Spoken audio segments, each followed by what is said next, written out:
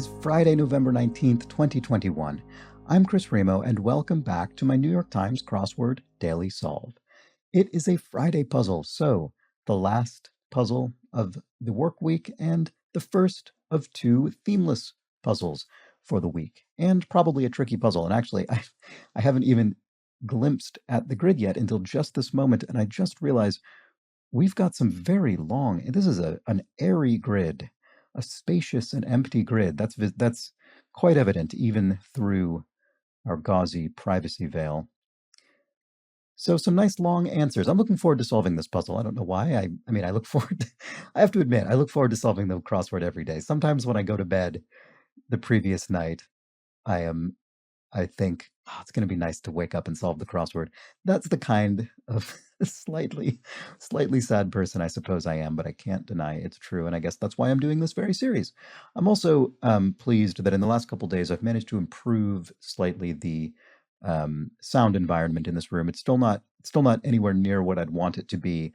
But as I think I mentioned recently, I've moved into a new flat and we're near a major train line, which is great in terms of being connected to our urban environment, but not so great in terms of sound. And while I have ordered some upgraded windows for this room, so I'll be getting acoustically treated windows, that's because of all of the global supply chain shortages and everything going on. That's a few months down the line. So in the meantime, I did manage to plug up some air gaps in the aging windows a bit, and that has helped somewhat. So I will keep trying to improve this room, but in the meantime, I hope you've noticed just in the last day or so, well, there's a train coming by. Hopefully it's not very loud, not as loud as it was before because of some of the improvements. Anyway, enough of this. Let's discuss things that are more relevant. You can follow my new Twitter account dedicated to this channel at The Daily Solve on Twitter if you'd like to see updates posted on a daily basis about this series. And you can join the community and chat about this series, New York Times crosswords, other puzzles, at the Daily Solve Discord chat server. And there's a link to that in the description field underneath each video. And finally, you can get extra access to an additional channel in that Discord by backing the Patreon campaign at patreon.com/dailysolve, where you can also find a wealth of bonus solve videos of all sorts. And that, of course, is linked in the description field underneath each video as well. So let's move on to crosswords. How about yesterday's crossword? I have two explanatory comments. One from Kathy Swope, who says, very fun solve. You were so close with DLR. The acronym is DSLR for Digital Single Lens Reflex. And Ross V follows up and says, I think he was mentally combining DSLR with twin lens reflex, which would be TLR. That is true. That is what I was doing. I was thinking of DLR as double lens or dual lens reflex, but in fact, I suppose the initialism for that is TLR, twin lens reflex. So I got that wrong. I wasn't thinking of digital, though I am aware of DSLR, digital single lens reflex. And Kathy continues to say, I was chuckling at your dearth of fashion knowledge, akin to sports knowledge, perhaps, indeed, with Christian Louboutin. The French designer is best known for his iconic and expensive red-soled shoes. They are easily identified, either standing or seated, and signal wealth. So it's true. I didn't know that. I am probably roughly equally undereducated when it comes to both sport and fashion. I mean, you could probably split hairs in terms of which of the two I could use a bit more remedial education around, but probably in a pretty similar state. In other words, not an enviable one. Okay, and ZOR95 has this interesting comment. Alfred Nobel actually came up with his prizes, the Nobel Prizes, eponymously named, when his brother died, and several newspapers erroneously printed obituaries of Alfred, which absolutely condemned him, as he is basically the father of military explosives. Thus, he decided to try and leave a better legacy with the prizes.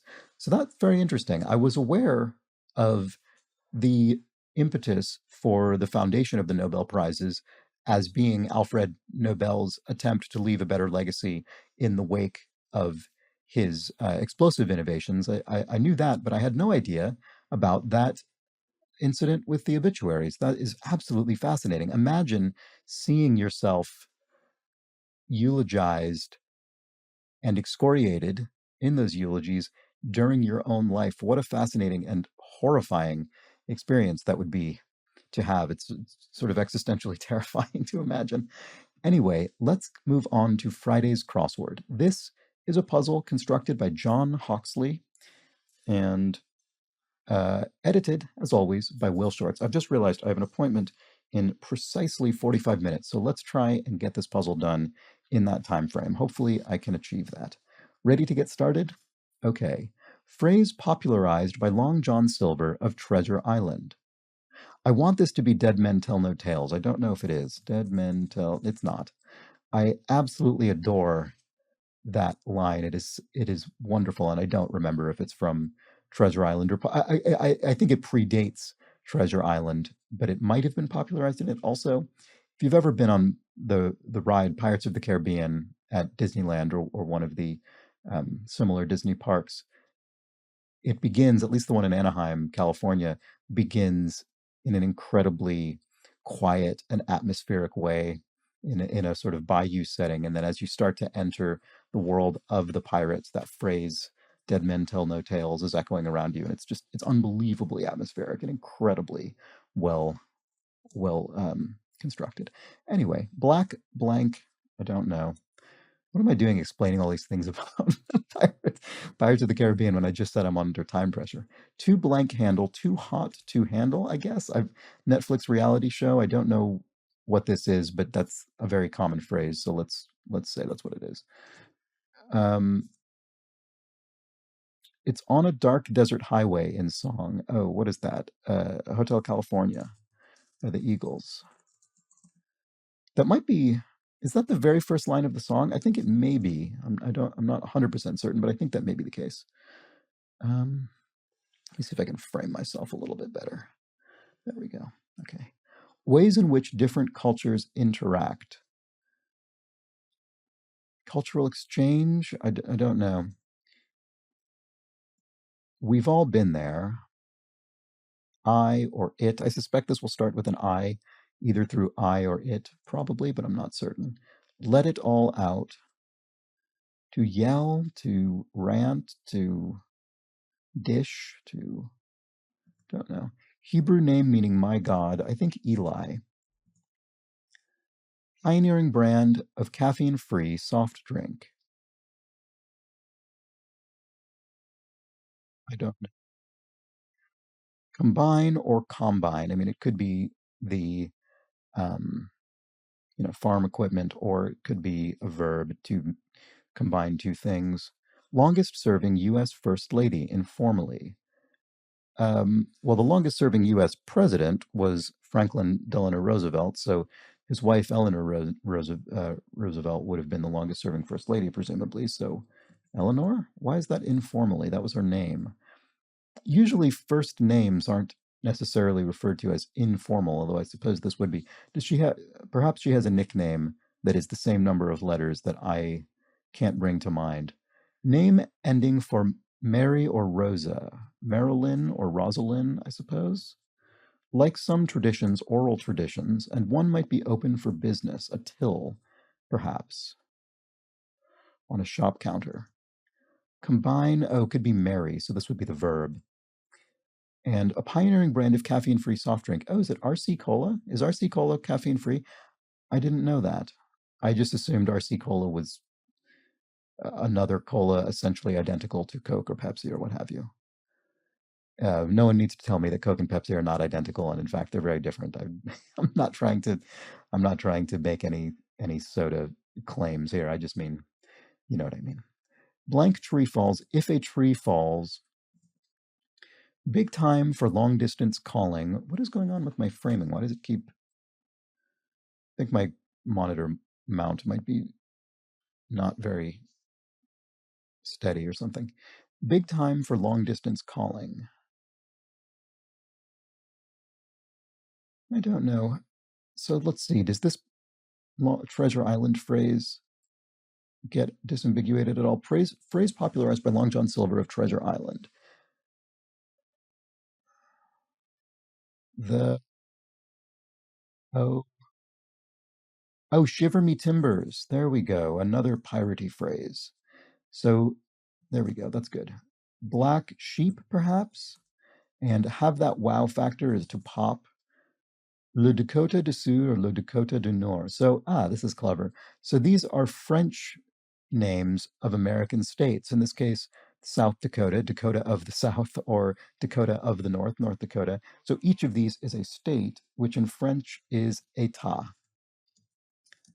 So to let it all out icy is to vent, and that could be either literally venting air, for instance, out of a room, or to metaphorically vent, to spill your worries, so to speak.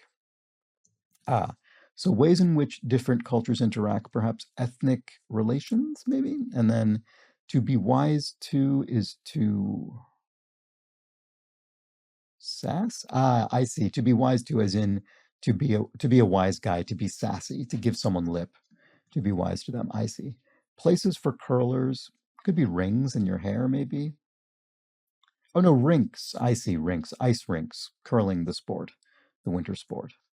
And vast poetically could be enorm, sort of a poetic, I suppose, contraction of enormous, or certainly they share a root anyway. Prickly shrubs could be briars, as in a briar patch.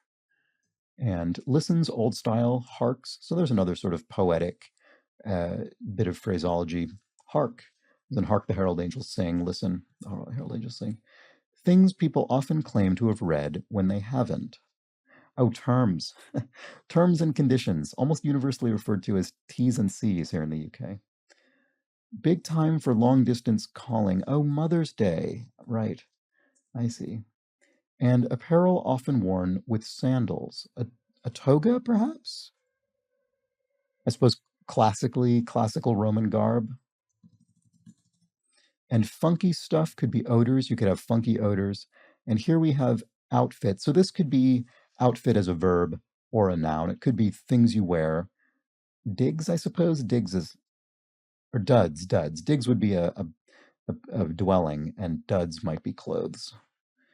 Could be outfit as in to equip someone with something. I don't do blank, I am blank. I don't do drugs, I am drugs. Salvador Dali, that's clever. So I suppose referring to the effect that his surreal art has on the mind. And so outfit is probably duds. And what do you call cheese that isn't yours? Nacho cheese. That is an example, of course, of a dad joke. And marks as a survey box could be X's. X is a survey mark. Um, it. Oh no, sorry. What was I? Oh, I see. I saw this clue. It travels at Mach 1, and I was reading it here. Eponymous instrument inventor Adolf. Adolf Sax, inventor of the saxophone. And a black sorority with 300,000 plus members in brief.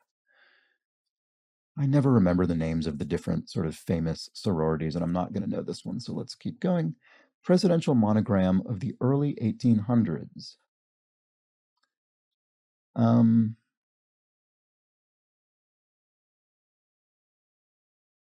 John Adams, perhaps? I don't. Watercolors. Oh, yes, John Quincy Adams. Yes, the second one. Sun. Watercolors. Oh, aquas, the color of water, as opposed to watercolor paint.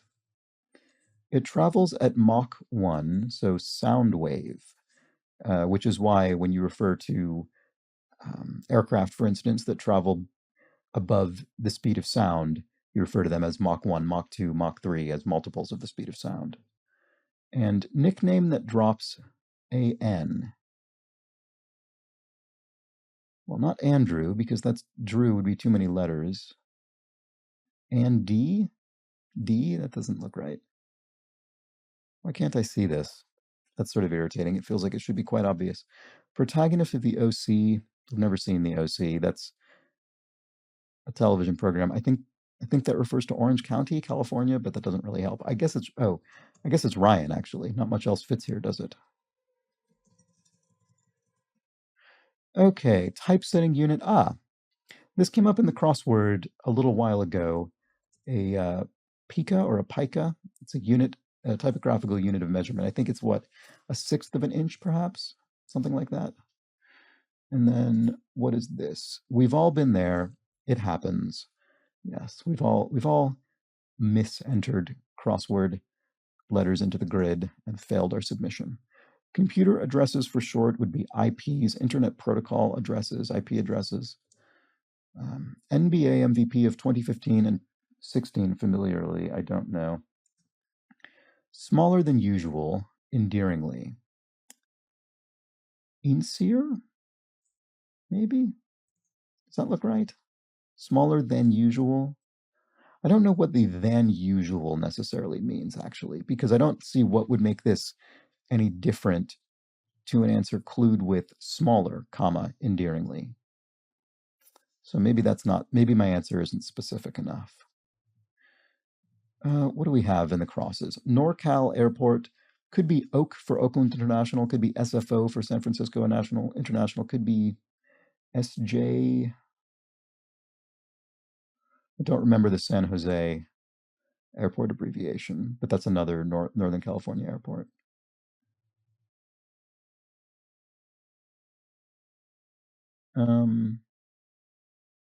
So how would those look? So Oak would be A. I mean, none of these actually, none of the ones I mentioned anyway have E in them, and I don't think San Jose does. So what else do we have going on? Periods that aren't usually added for short. OTs, overtimes, perhaps. They're not, you don't usually add overtime to a match, but sometimes you do. And a symbol of disapproval could be, oh, syllable of disapproval could be tut, tut, tut, tut.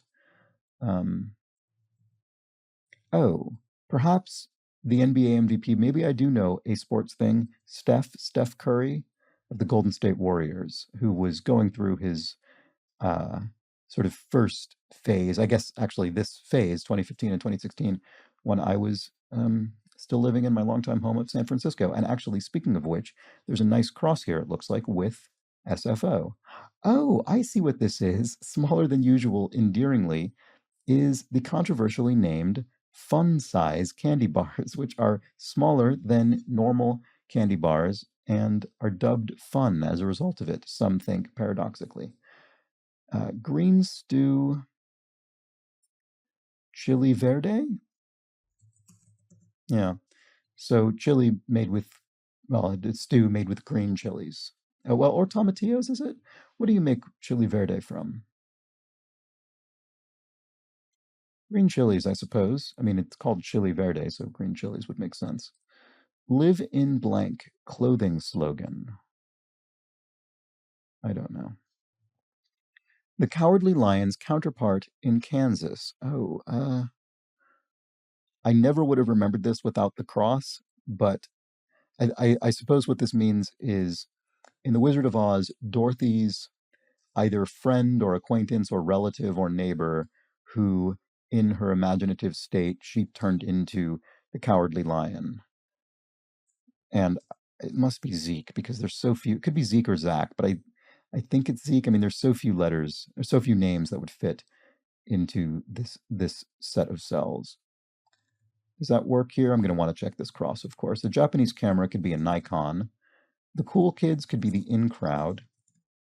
Whip It Rock Band, that would be Devo, the great band. And then Live in Levi's clothing slogan. So I don't know that slogan, but Levi's is certainly a brand of denim jeans. And what might be thrown down for a duel? You might throw down a glove to challenge somebody to a duel. And popular video game series with cars for short. Maybe it's GTA, Grand Theft Auto, and that would make the cool kids not the in crowd, but the in group. So does that work if we check the crosses? Original SNL cast member. This is definitely not a clue that's up my alley, but I do think Gilda Radner. I wouldn't have known she was necessarily an original cast member, but I know of her as a great comedian, and it seems pretty plausible. Island nation near Fiji.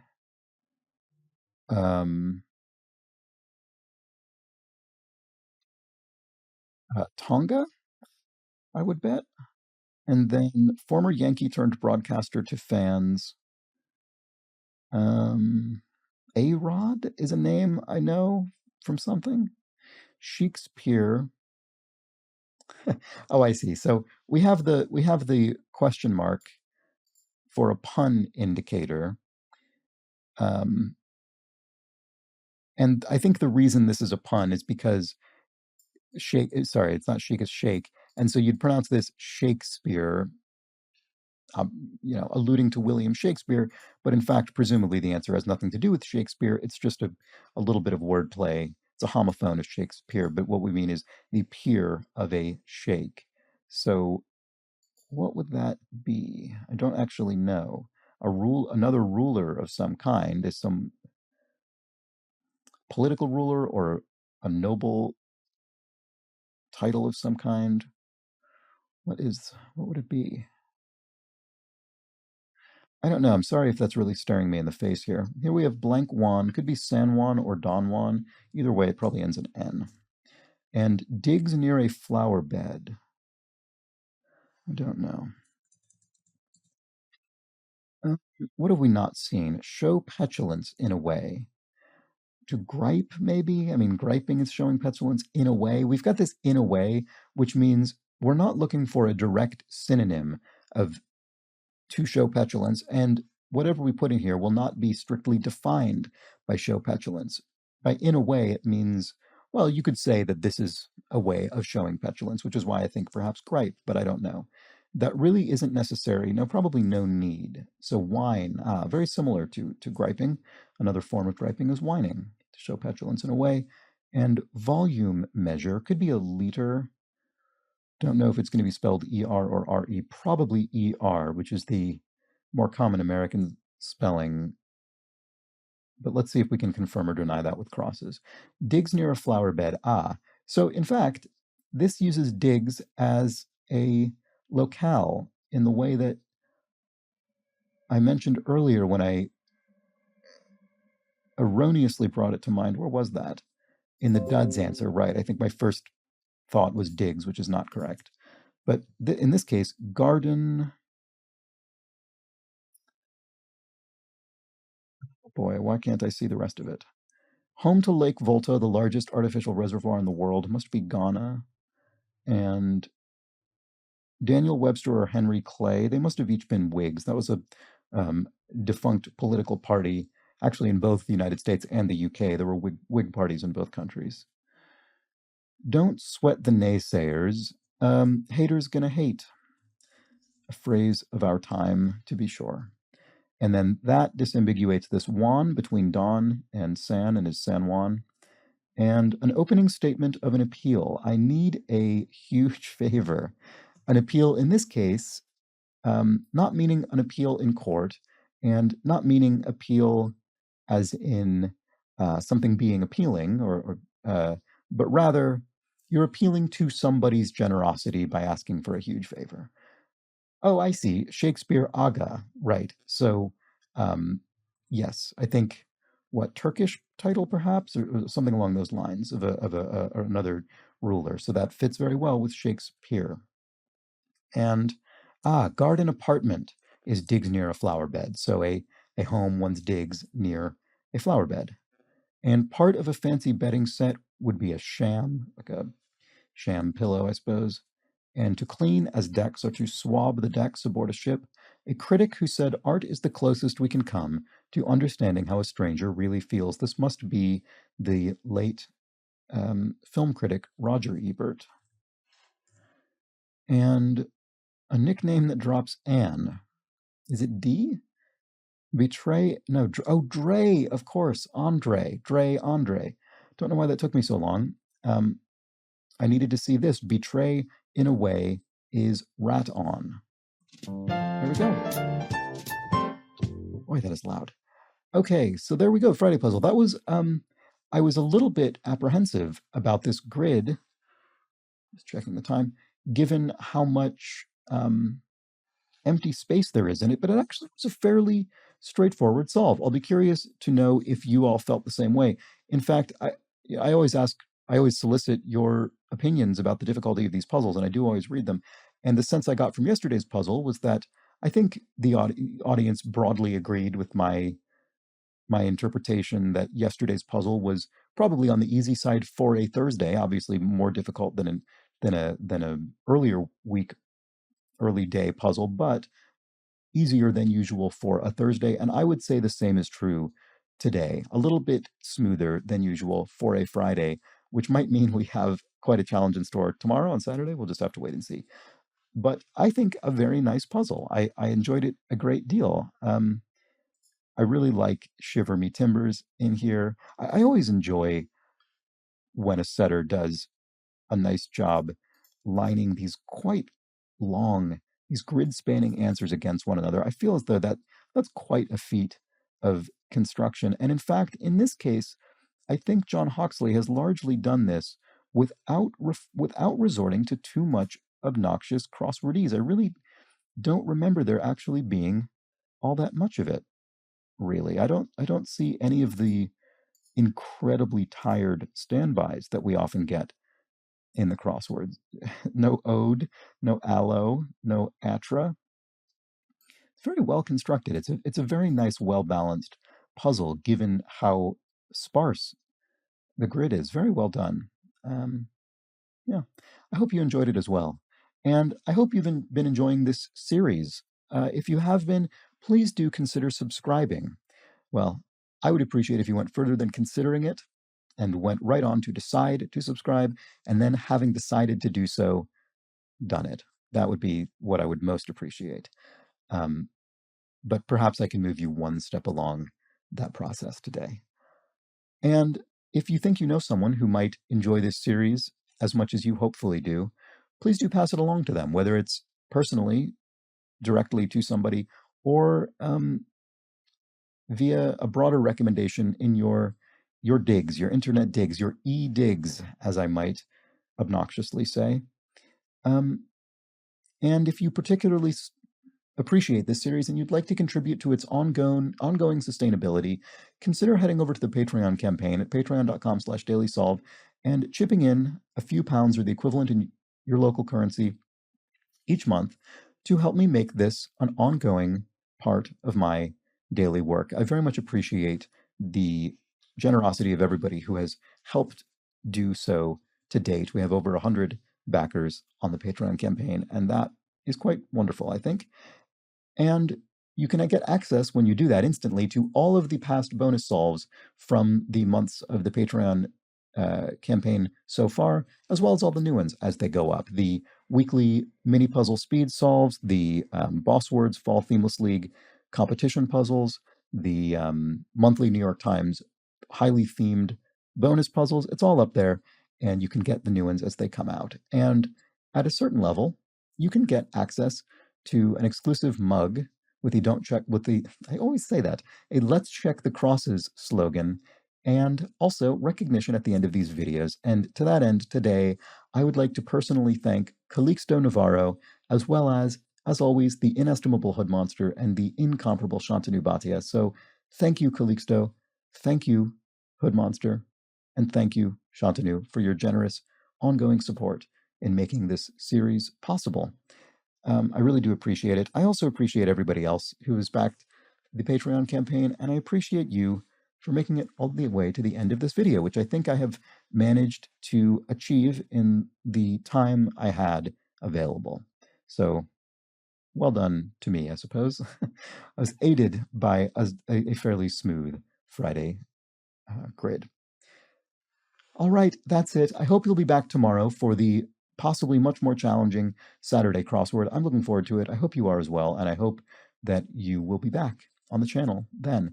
But until that point, please do have an excellent remainder of your Friday. Take care.